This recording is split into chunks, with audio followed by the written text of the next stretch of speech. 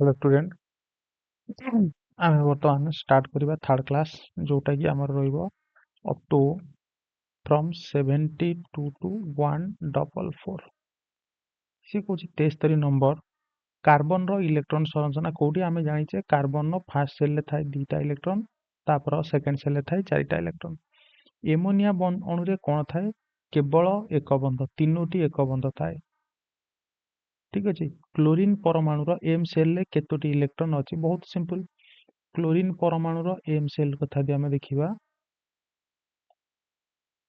Chlorine chlorine परमाणु क्रमांक होची 17 क्लोरीन परमाणु क्रमांक होची 17 तामाने फास्ट सेल ले जदि आमे देखिबा फास्ट सेल ले रहि जिवो दुईटा इलेक्ट्रॉन तापर सेल रहि जिवो 8टा 1 2 3 4 5 6 7 8 के एल एम ए तापर सेल ले रहि जिवो 7टा इलेक्ट्रॉन काहे कि ना तार परमाणु क्रमांक होची 17 तेनु करी टी आंसर हबो केतोटी इलेक्ट्रॉन अछि 17टी इलेक्ट्रॉन त्रिबंध थिबा अप्रुक्त हाइड्रोकार्बन ने 58 टी हाइड्रोजन थिले केतोटी सी अछि अच्छा त्रिबंध थिबा अप्रुक्त हाइड्रोकार्बन ता माने से कहा कथा से कहिछि अल्काइन कथा आउ अल्काइन संकेत कोन CnH2n- से कोन कहला से कहला हाइड्रोजन अछि 58 टा ता माने कहया कथा 2n - 2 = 58 ता माने n = केते हे जिवो 30 हे जिवो ता माने एठी कार्बन केतेटा रहउछि 30 टा रहउछि केतोटी कार्बन अछि 30 टा कार्बन अछि 77 नंबर रोषेई कला बेले जदि रंधन पात्रर तळपटर बाहर अंश कला पड़े तेबे एथुरु कोन जळा जाय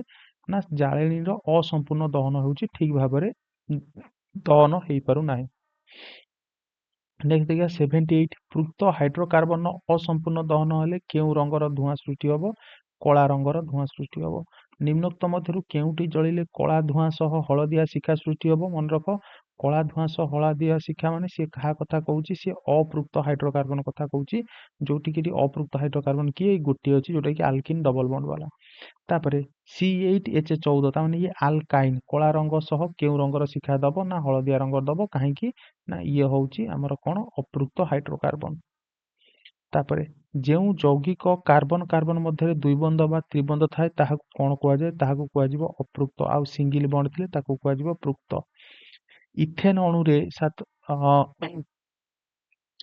इथेन अणु रे केतोटी सहसंयोज्य बंध अछि आमे यदि इथेन अणु को देखिबा इथेन ताने दुईटा कार्बन मिथेन इथेन बंध संख्या यदि देखिबा आमे एई भलिया रहइबो ये रहिला हमर इथेन अणु ठीक अछि वर्तमान आ यदि बंध संख्या देखिबा केतेटा 1 2 3 4 5 6 7टा बंध ताने इथेन अणु रे 7टी बंध अछि वायुमंडल रे कार्बन मुख्यतः केउ रूप रे थाए कार्बन मोनोऑक्साइड और कार्बन डाइऑक्साइड रूप रे निम्नोक्त कहार दहनरु नील और स्वच्छ शिखा मिलिबो नाही से किए कर्पूर कारण कर्पूर होउची हमर कोन ना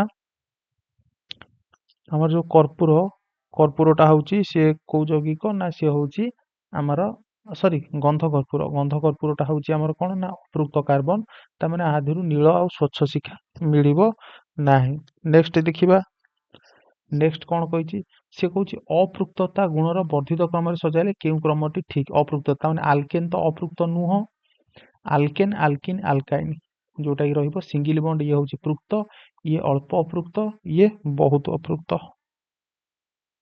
नेक्स्ट गोटे जबक्षारजान अणु गठन रे केतोटी बंध गठित हुए जबक्षारजान अणु माने n ट्रिपल बॉन्ड n ये त्रिबंध करे तीनोटी फुलेरिन ने केतोटी कार्बन परमाणु अछि C60 आमे पढितिलु ता माने फुलेरिन ने 60 टी कार्बन परमाणु अछि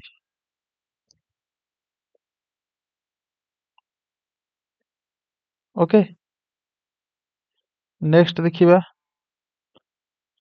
नेक्स्ट से कहउची जे मिथेन अणु रे केतोटी इलेक्ट्रॉन सहभाजित होइताय मिथेन अणु दि आमे स्ट्रक्चर देखिबा मिथेन होउची CH4 ता माने C ये रहिला HA4 एटी बॉन्ड केतेटा रहउची चारिटा बॉन्ड रहउची गोटे बॉन्ड पई दुईटा इलेक्ट्रॉन माने एटी केतेटा इलेक्ट्रॉन 8टा इलेक्ट्रॉन ताने मिथेन अणु रे केतोटी इलेक्ट्रॉन सहभाजित होइताय 8टी इलेक्ट्रॉन ग्राफाइट रो विन्यास किपरि मन रख षडभुजीय फुलेरिन कार्बन परमाणु गुड़िक केउ आकार सजा होइताय फुटबॉल आकार प्रोपाइन अणु गठन रे केतोटी इलेक्ट्रॉन बंध गठन रे भाग नियंती प्रोपाइन कहिछि ता माने अल्काइन कथा कहिछि प्रोपाइन अल्काइन संकेत होउछि CnH2n-2 ताने प्रोपाइन यदि कथा देखिबा C3H4 ଏଠି ପ୍ରୋପାଇନ ଯଦି ଆମେ ଷ୍ଟ୍ରକ୍ଚର ଦେଖିବା ଏଇ ଟାଇପ ରହିବ, ଗୋଟିଏ ହାଇଡ୍ରୋଜେନ, ଏଠି ରହିବ 3ଟା ହାଇଡ୍ରୋଜେନ। ତାହେଲେ ବଣ୍ଡ କେତେଟା ରହୁଛି? 1 2 3 4 5 6 7 8ଟା ବଣ୍ଡ ମାନେ 16ଟି ଇଲେକ୍ଟ୍ରନ ସେଠି ଭାଗ ନଉଥିବେ।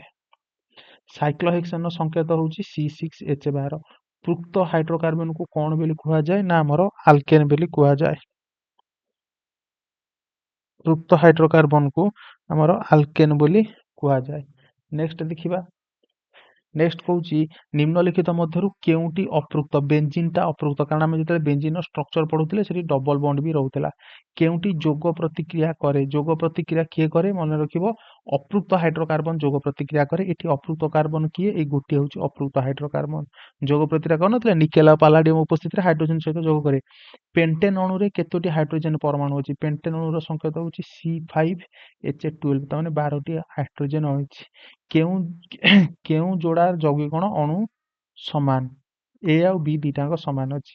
ପେଣ୍ଟେନ 2 ମିଥାଇଲ ବ୍ୟୁଟେନ ଆଇସୋବ୍ୟୁଟେନ ଯାହା ପେଣ୍ଟେନ ପେଣ୍ଟିନ ସେୟା ରହିବ। ନାଇଁ ନାଇଁ, ପେଣ୍ଟେନ ଆଉ ପେଣ୍ଟିନ ଅଣୁ ସଂକେତ କେମିତି ସେମ ରହିବ? ବି ନୁହଁ, ଏ ରହିବ ଆନ୍ସର। କେଉଁ ଇନ୍ଧନ ଜଳିଲେ ଶିଖା ସୃଷ୍ଟି ହେବ ନାହିଁ? କୋଇଲା, କାରଣ ଆମେ ଜାଣିଛେ ଯେତିକ କଠିନ ତରଳ ସେ ଜଳିଲେ ଶିଖା ସୃଷ୍ଟି ହେବ ନାହିଁ, ତେଣୁକରି ଆନ୍ସର ହବ ଏଠି କୋଇଲା।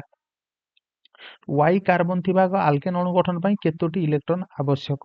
ବାବରେ, ଏ ଟିକେ ବୁଲେଇ ଦେଲା। ସେ କହିଛି ୱାଇ କାର୍ବନ ଥିବା ଗୋଟେ ଆଲକେନ, ୱାଇ କାର୍ବନ ଥିବା ଗୋଟିଏ ଆଲକେନ, ଆମେ ଗୋଟେ ଏକ୍ସାମ୍ପଲ ନେଇ ଦେଖିବା। ମନେକର ଗୋଟିଏ କାର୍ବନ ଥିବା ଗୋଟେ ଆଲକେନ କିଏ ହବ? ମିଥେନ ହବ, CH4। ଆ ପାଇଁ ଯଦି ଆମେ ଦେଖିବା ବନ୍ଧ ହାର କେତେଟା ହଉଛି? 4ଟା। ତା ମାନେ ଗୋଟିଏ କାର୍ବନ ପାଇଁ ଆମର କଣ 8ଟା ଇଲେକ୍ଟ୍ରନ ଦରକାର ହଉଛି। ସେ କହିଛି 8ଟା ଇଲେକ୍ଟ୍ରନ, ତା ମାନେ ଇଏ ଆଚ୍ଛା, 2ଟା ପାଇଁ ଆମେ ସେଭଳିଆ ଯଦି 2ଟା ଦେଖିବା, 2ଟା ହେଲେ ଆମର ରହୁଛି କଣ? Methane ethane C2H6।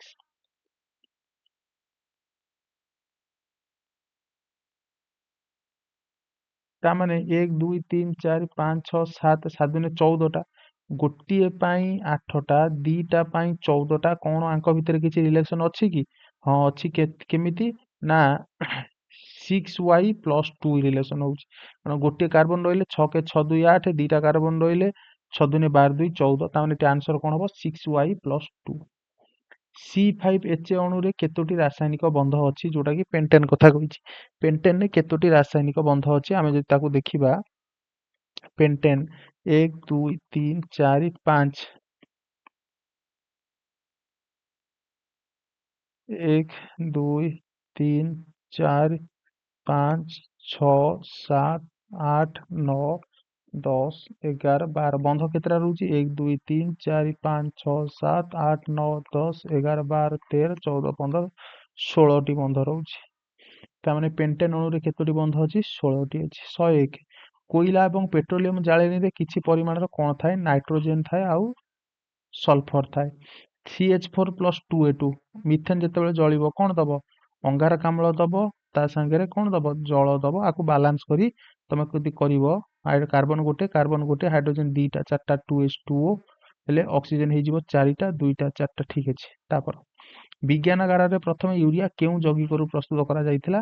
ସେ ହଉଛି ଏମୋନିୟମ ସିଆନେଟରୁ ଯୌଗିକ ପ୍ରସ୍ତୁତ କରାଯାଇଥିଲା। 1828 ମସିହାରେ ଫ୍ରେଡରିକ ଭୋଲାର କରିଥିଲେ। 104, ନିମ୍ନୋକ୍ତ କେଉଁ ଉପସ୍ଥିତିରେ ଆଲକୋହଲ ଗୁଡ଼ିକ କାର୍ବୋକ୍ସିଲିକ ଏସିଡରେ ପରିଣତ ହୁଏ? କ୍ଷାରୀୟ ପୋଟାସିୟମ ପରମାଙ୍ଗନେଟ ପ୍ଲସ ତାପ, ନଚେତ ଅମ୍ଳୀୟ ପୋଟାସିୟମ ପରମାଙ୍ଗନେଟ, ନହେଲେ ନଚେତ ଅମ୍ଳୀୟ ପୋଟାସିୟମ ପରମାଙ୍ଗନେଟ ପ୍ଲସ ତାପ। ତାପରେ 105 କହିଲା 16ଟି ହାଇଡ୍ରୋଜେନ ଲାଗିଥିବା ଆଲକାଲାଇନରେ କେତୋଟି କାର୍ବନ ଅଛି? ଆଚ୍ଛା, ଆଲକାଇନ ମାନେ CnH2n-2, ତା ମାନେ ସେ କହୁଛି 16ଟି ଉଦ୍ଯାନ ଲାଗିଛି। 2n-2 ହଉଛି 16, ତା ମାନେ n କେତେ ହେଇଯିବ? 9 ହେଇଯିବ। ହଁ କି ନାହିଁ? ତା ମାନେ କାର୍ବନ କେତେଟା ଅଛି? 9ଟା। ଆଲକିନ ଶ୍ରେଣୀର ତୃତୀୟ ଯୌଗିକରେ କାର୍ବନ କାର୍ବନ ମଧ୍ୟରେ କେତୋଟି ସହସଂଯୋଜ୍ୟ ବନ୍ଧ ଥାଏ? ଆମେ ଯଦି ଆଲକିନ ଶ୍ରେଣୀର ତୃତୀୟ ଯୌଗିକଟାକୁ ଦେଖିବା, ଆଲକିନ ଶ୍ରେଣୀର ଆମେ ତୃତୀୟ ଯୌଗିକକୁ ଦେଖିବା, ଏଠି ଦେଖ ଆଲକିନର ପ୍ରଥମ ଯୌଗିକ ହଉଛି ଇଥେନ, ଏଥିନ, ତାପରେ ପ୍ରୋପିନ, ବ୍ୟୁଟିନ। ତାମାନେ ଆଲକିନ ଶ୍ରେଣୀର ତୃତୀୟ ଯୌଗିକ ହଉଛି ବ୍ୟୁଟିନ। ଯଦି ଆଲକିନ ଶ୍ରେଣୀର ତୃତୀୟ ଯୌଗିକ ହଉଛି ବ୍ୟୁଟିନ, ତାହେଲେ ବ୍ୟୁଟିନର ସଂକେତ କଣ ହବ? C4H8, ଏଇ ଟାଇପର ରହିବ। Hydrogen hydrogen hydrogen hydrogen hydrogen hydrogen hydrogen hydrogen hydrogen.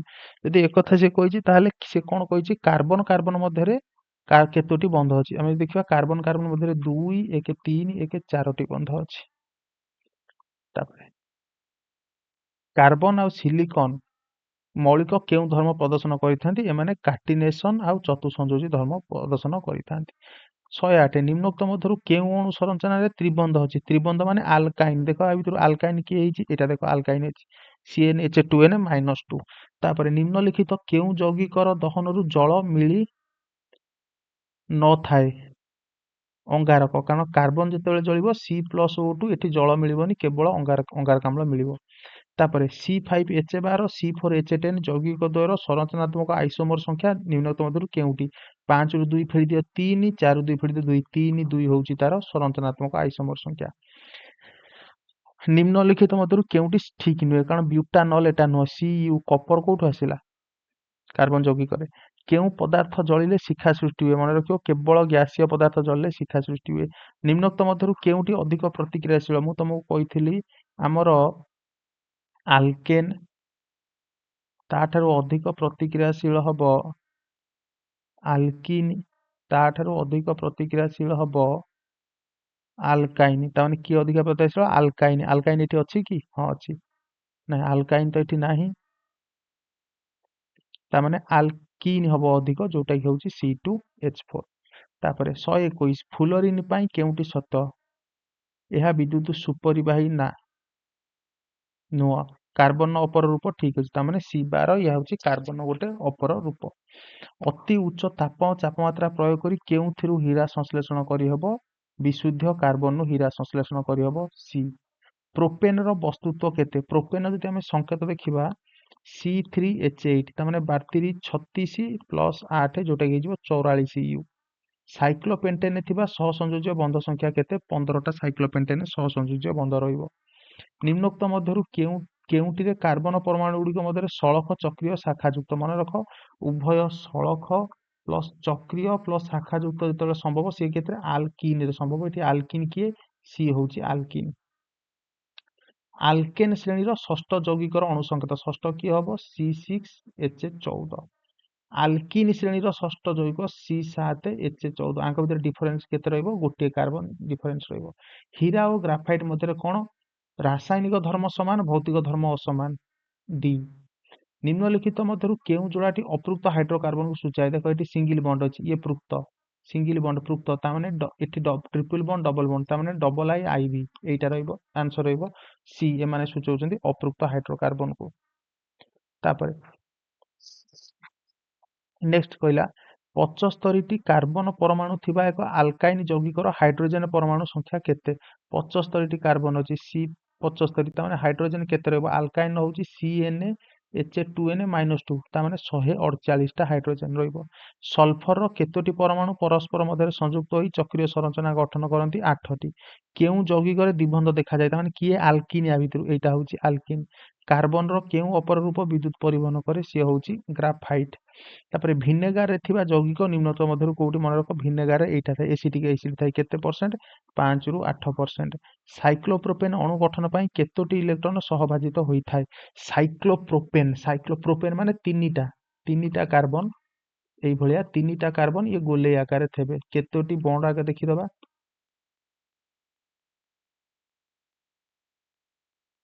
1 2 3 4 5 6 7 8 9ଟି bond ହଉଛି, ତାମାନେ 18ଟି ଇଲେକ୍ଟ୍ରନ ଏଠି ଥିବେ। 18ଟି ଇଲେକ୍ଟ୍ରନ। ଏମୋନିଆ ଅଣୁ ଗଠନରେ କେଉଁ ବନ୍ଧ ରହିଥାଏ? ମନେ ରଖିବ କେବଳ ଏକ ବନ୍ଧ 3ଟି ରହିଥାଏ ଏମୋନିଆ ଅଣୁ ଗଠନରେ। ମୁଁ ଏଠି ତମକୁ ଚିତ୍ର କରି ଦେଖେଇ ଦଉଛି। ଏମୋନିଆ ଏଇ ଟାଇପର ରହିବ। କେଉଁ କାରଣରୁ ମହମବତୀର ଶିଖା ହଳଦିଆ ବର୍ଣ୍ଣ ହୁଏ? ଅସମ୍ପୂର୍ଣ୍ଣ ଦହନ। N = 5 ହେଲେ CnH2n ଅଣୁ ସଂଖ୍ୟା ଥିବା କାର୍ବନ ଯୌଗ ନିମ୍ନରୁ କେଉଁଟି? ତାମାନେ ସେ କହୁଛି C5H10। ଇଏ କିଏ? ଗୋଟେ ତ ହବ ପେଣ୍ଟିନ୍ ହେଇଯିବ, ଆଉ ସାଇକ୍ଲୋପେଣ୍ଟେନ୍ ବି ହେଇଯିବ C। ତାପରେ ଦେଖିବା ଯେ ଗୋଟିଏ ସହସଂଯୋଜୀୟ ବନ୍ଧ ଗଠନ ପାଇଁ ଅତି କମରେ କେତୋଟି ଇଲେକ୍ଟ୍ରନ ଆବଶ୍ୟକ? 2ଟି। Xଟି କାର୍ବନ ଥିବା ଆଲକେନରେ କେତୋଟି ବନ୍ଧ ଥାଏ? ଆଚ୍ଛା Xଟି କାର୍ବନ ଥିବା ଗୋଟେ ଆଲକେନରେ କେତୋଟି ବନ୍ଧ ଥାଏ? ଆଚ୍ଛା ମନେ ରଖିବ 3x+1। କାରଣ ଦେଖିବ ଗୋଟିଏ କାର୍ବନ ଯଦି ଥବ ମିଥେନ୍ ତା ଦେହରେ କେତେଟା ବନ୍ଧ ରହୁଛି? 4ଟା ବନ୍ଧ ରହୁଛି, ତାମାନେ ସେଇ ଫର୍ମାଟରେ ଏଇ ସୂତ୍ର ପଡିବ। ସାଇକ୍ଲୋପେଣ୍ଟେନ୍ ଅଣୁ ଗଠନ ପାଇଁ କେତୋଟି ଇଲେକ୍ଟ୍ରନ୍ ସହଭାଗିତା ହୋଇଥାଏ? ଲକ୍ଷ୍ୟ ରଖ, ସାଇକ୍ଲୋପେଣ୍ଟେନ୍ 15ଟି ବନ୍ଧ ଅଛି, ତା ମାନେ ଇଲେକ୍ଟ୍ରନ୍ କେତେଟା ଲାଗିଥିବ? 30ଟା। ନିମ୍ନୋକ୍ତ କେଉଁଟିରେ କାର୍ବନ ପରମାଣୁ ଗୁଡ଼ିକ ମଧ୍ୟରେ ସଳଖ ଚକ୍ରୀୟ ଶାଖାଯୁକ୍ତ ଶୃଙ୍ଖଳ ସମ୍ଭବ ହୋଇଥାଏ? ଏ ତିନିଟାଙ୍କ କୋଉଥିରେ ସମ୍ଭବ ହବ ନା ଆଲକିନରେ ସମ୍ଭବ ହବ, ଯୋଉଟା କି ଏ। ଏଷ୍ଟର ପ୍ରସ୍ତୁତି ପାଇଁ ନିମ୍ନଲିଖିତ କେଉଁ କାର୍ବନ ଯୌଗିକ ଆବଶ୍ୟକ ହୋଇଥାଏ? ଗୋଟେ ହଉଛି କଣ ନା କାର୍ବୋକ୍ସିଲିକ ଏସିଡ ଆଉ ଆଲକୋହଲ। ତାପରେ CXHY ଅଣୁରେ X ଆଉ Y ର ମୂଲ୍ୟ କେତେ ହେଲେ ଏହା ଏକ ଆଲକିନି ଶ୍ରେଣୀର ଯୌଗିକ ହବ? ଆମେ ଜାଣିଛୁ ଆଲକିନି ପାଇଁ କଣ୍ଡିସନ କଣ? CnH2n। ତାମାନେ ଯଦି X ଟା 4 ହବ, Y ଟା 8 ହବ, ଏ କଣ୍ଡିସନ ସାଟିସ୍ଫାଇ ହେଇଯିବ। ଡି। ଉପରୋକ୍ତ ଯୌଗ ଗୁଡ଼ିକରେ କେଉଁ ଅସମ ପରମାଣୁ ରହିଛି? ଅସମ ପରମାଣୁ ଏଠି ଦେଖ, କ୍ଲୋରିନ ରହିଛି, ତା ସାଙ୍ଗରେ ଅକ୍ସିଜେନ ରହିଛି। Oxygen chlorine I O IV, C ରହିବ ଆନ୍ସର। ତାପରେ ଚାଲ, ସେ କହୁଛି 144 ସକ୍ରିୟ ଗ୍ରୁପର କେଉଁ ସଂକେତଟି ଠିକ ନୁହେଁ? ଆଲକୋହଲ ଠିକ ଅଛି, ଆଲଡିହାଇଡ ଭୁଲ ଅଛି, କାରଣ ଆଲଡିହାଇଡର ସଂକେତ ଏଇ ଟାଇପର। କିଟୋନ ଠିକ ଅଛି, କାର୍ବୋକ୍ସିଲିକ ଏସିଡ ଠିକ ଅଛି, ଆଲଡିହାଇଡ ଭୁଲ ଅଛି। ବ୍ୟୁଟାନୋନରେ କିଏ ଅଛି? କିଟୋନ, ତା ନାଁରୁ ଜଣା ପଡୁଛି। ଆଲକିନ୍ ଆଲକାଇନର ଅଣୁ ସଂକେତ, ଆଲକିନ୍ ହେଲେ CnH2n ଆଉ ଆଲକାଇନ ହଉଛି CnH2n-2। ଲୁହା ଝଳେଇ ପାଇଁ କେଉଁ ଦୁଇଟି ଗ୍ୟାସର ମିଶ୍ରଣକୁ ବ୍ୟବହାର କରାଯାଏ? ଅକ୍ସିଜେନ ଆଉ ଇଥାଇନର ମିଶ୍ରଣକୁ ବ୍ୟବହାର କରାଯାଏ। ବାୟୁ ପ୍ରଦୂଷଣକୁ ହ୍ରାସ କରିବା ପାଇଁ ଯାନ୍ତ୍ରିକ ଇନ୍ଧନ ରୂପେ ପେଟ୍ରୋଲ ସହିତ କେଉଁ କାର୍ବନ ଯୌଗିକକୁ ବ୍ୟବହାର କରାଯାଇଥାଏ? ଇଥାନଲ, ଯୋଉଟା କି ଆଖୁରୁ ବାହାରେ। ତାପରେ ଇଥାଇଲ ଆଲକୋହଲ ପ୍ଲସ ଅକ୍ସିଜେନ କ୍ଷାରୀୟ, ଏଟା କଣ? ଇଏ ହଉଛି ଜାରକ, କାହିଁକି ଇଏ ଆଧରେ ଅକ୍ସିଜେନ ଯୋଗ କରାଏ। ତାପରେ କେଉଁ, ଏଟା ହଉଛି ଥାର୍ଡ ବିଷୟର, ତେଣୁକରି ଇଏ ନାହିଁ। ଇଏ ରହିଲା ତମର ସର୍ଟ ଟାଇପ ଆଜି ପାଇଁ। ଠିକ ଅଛି।